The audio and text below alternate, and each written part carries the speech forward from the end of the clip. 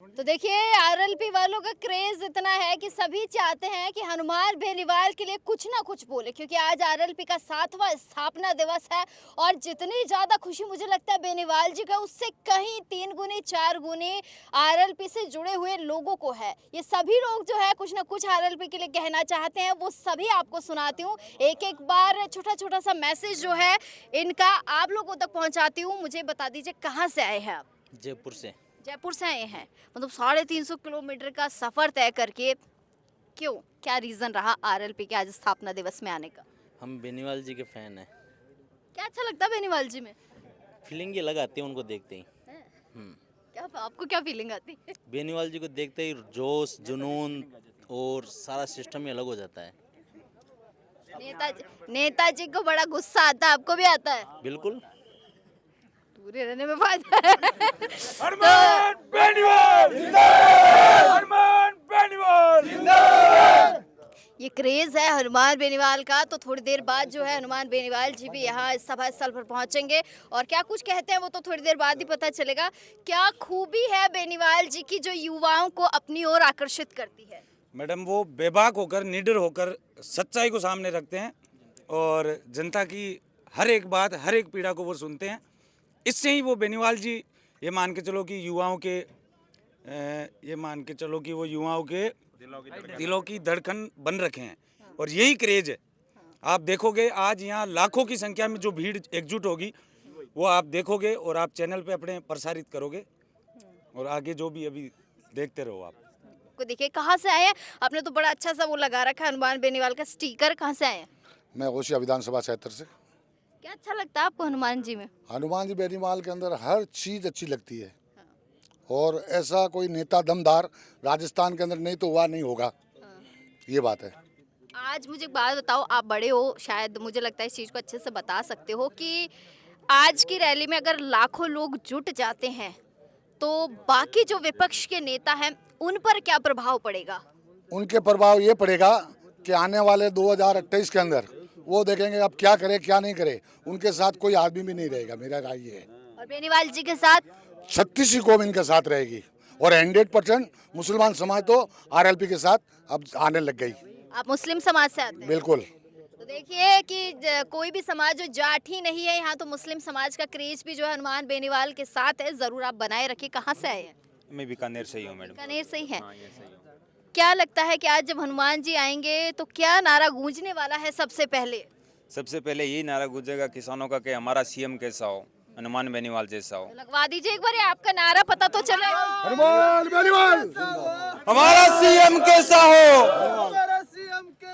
हनुमान बेनीवाल जैसा हो,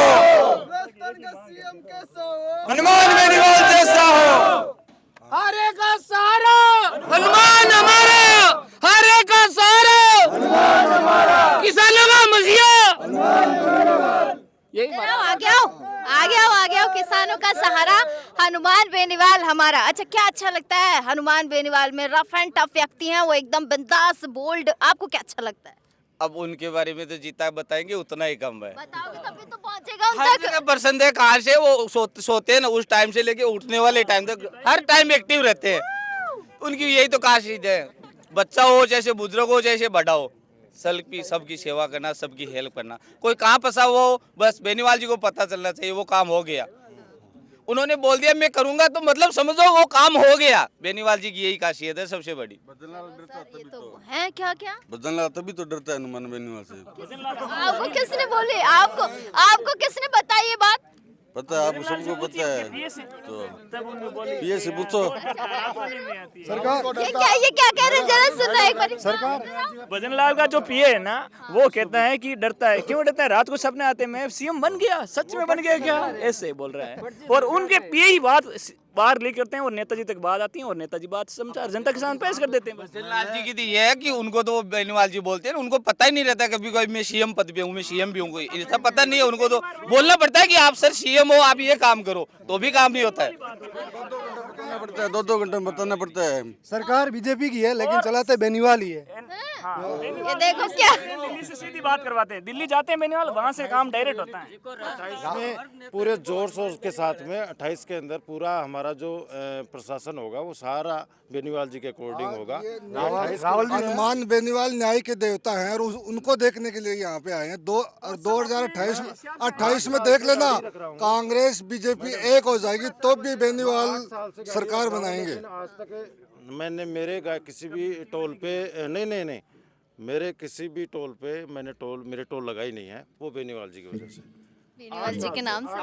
आपने सुना होगा, छोटी बात नहीं है। रावल जी तो सुनते नहीं अपनी माँ की, समझ गए ना, और मोदी जी सुनते नहीं है पब्लिक की, केजरीवाल की सुनता नहीं है पब्लिक, जनता। केजरीवाल जी तो वैसे ही लुप्त हो गए, वो नहीं, वो पता नहीं किधर चले गए, उनकी सुनते भी नहीं है ना जनता।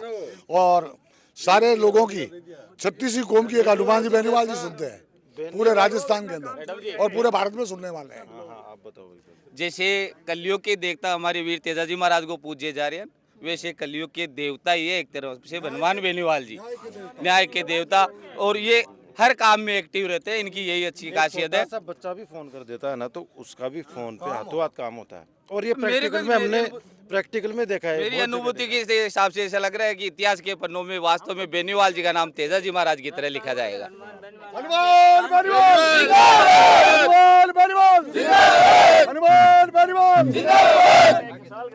एक बात बताइए कि हनुमान बेनीवाल इकलौता नेता है, आरएलबी में कोई भी अभी उनके साथ उनके समक्ष भी कोई बड़ा नेता नहीं है।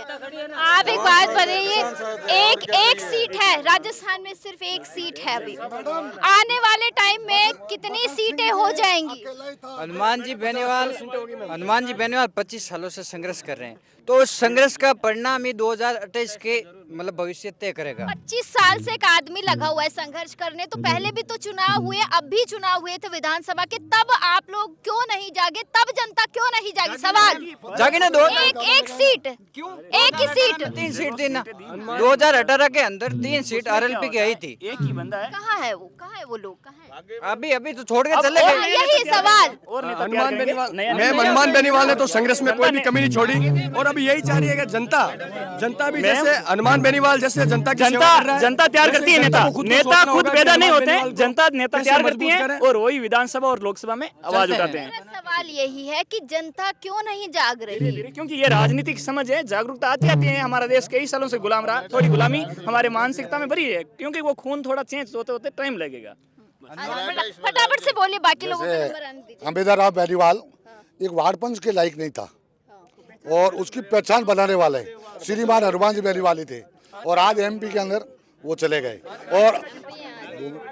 और आज उस जगह पर किस जगह पे, जब अगर चुनाव होते हैं तो सबसे पहले अमीन को उन्होंने कांग्रेस पार्टी ने हरा दिया, कांग्रेस पार्टी ने अमीन खान को हरा दिया, और उसके बाद के अंदर सालेम अहमद को। ये कांग्रेस पार्टी खुद भी लड़ाती है और खुद भी हराती है, इनके पास कोई सामान नहीं है। ये तो ठीक है, आए और जाए, राम राम सपना पराया माल अपना, ये पार्टी है इनके पास। चलिए, और भी लोग हैं, आगे आइए, जिनका नंबर नहीं आया उनसे भी बात करते हैं। दूर दराज से लोग आए और सबकी आवाज पहुंचनी चाहिए। लाइव आप लोग मेरे साथ देख रहे हैं हमारे समाचार के पेज पर। आप लोग नेताजी तुम संघर्ष करो, इधर आइए, इधर पीछे क्या, हाँ बताइए कहाँ से? कांग्रेस बीजेपी ने तो 110 सीट थी जाए, और हनुमान बेनीवाल अगर 50 सीट आ जाए तो मुख्यमंत्री है, कोई रोकने वालों को नहीं है। दूसरी सरकार ने 110 सीट दी है, और हनुमान जी बेनीवाल 50 सीट आ जाए तो मुख्यमंत्री कोई नहीं रोकने वाला है। और अब की 28 में लगे कि 50 सीटों पार हो जैसी। हनुमान बेनीवाल जी अगर मुख्यमंत्री बन जाते हैं तो क्या लगता है राजस्थान में कैसा नया परिवर्तन देखने को मिलेगा? मैम देखो, इसमें परिवर्तन एक तो जितने भी टोल टैक्स जो लग रहे हैं वो सब समाप्त कर देंगे, और जो टोल वाला बहुत सुन रही हूँ मैं, सब चाहते हैं। मैं जयपुर से मैं रात को 8 बजे निकला, कम से कम 60 टोल आए। झंडी देख के पहले डंडे ऊपर हो गए, तो मैं तो पहली बार आया, मैंने कहा डंडे ऊपर कैसे हो रहे हैं? अरे भाई साहब, एक झंडा हमारी गाड़ी पे लगा देना। हाँ मैम, आप झंडा लगा लो, मेरी गारंटी है, पूरे राजस्थान में कहीं घूमो आप, अगर आपका टोल लग जाए ना तो गारंटी है हमारी। यहाँ के जितना एमपी एमएलए में दम नहीं है, उतना इस दुपट्टा दम रखता है। अगर ये दुपट्टा कहीं दिखा दिया ना, ये दुपट्टे की खासियत में बताऊं, नागौर जयपुर की बॉर्डर है, मिंडा गांव से आया हूँ मैं, 4-5 टूल पड़ते हैं, बस इतना ही किया था, अगले ने डंडी ऊपर। तो साथ वाले ने बोला आज से 5 साल पहले जग जाते ना तो आज इतने टूल नहीं बनते, इस रोडों पे इतने टूल नहीं बनते। बंद होने वाले हैं टूल जब सीएम का फास्ट टैग है, आरएलपी का फास्ट टैग है, ये आरएलपी का फास्ट टैग है मैम। हम बाड़मेर से आए हैं, जितना ये दुपट्टा दम रखता है ना उतना हमारे यहाँ का एमपी एमएलए दम नहीं रखता है। एक भी टोल नहीं लगा, नहीं लगता है। ये फास्ट है। हमने वीडियो भी बनाया हर टूल का वीडियो बनाया हम, कल हम डालेंगे इस चीज को। हम भारतमाला रोड से आए, पूरा एक्सप्रेस वे पे हमारा टोल नहीं लगा, सिंगल गाड़ी थी, हम कल आए थे। आप अगर हनुमान में टोल की आप बात कर रहे हो टोल की, तो 1 महीने तक बावड़ी टोल प्लाजा है नेत्रा, 1 महीने तक आरएलपी के झंडे और डंडे से हमने ताकत से बंद करवाया, 1 महीने कोई टोल नहीं लगा। राजू राम जी खोजा प्रधान है बावड़ी के, और हमारे आरएलपी के ताकत से ही 1 महीना टोल हमने बंद करवाया। अगर हनुमान बेनीवाल अगर सीएम बन जाता तो पूरे राजस्थान के अंदर भी टोल नहीं लगेगा। और किसान कर्जा, बिजली मुक्त, जो पानी की व्यवस्था समय पर नहीं पहुंच रही है घर घर, वो भी जरूर पहुंचेगी। और किसान कर्जा, अगर मैं सीएम बन गया ना तो गाँव में जाकर कैंप लगा के सरकारी नौकरी में ले जाऊंगा। और क्या चाहिए।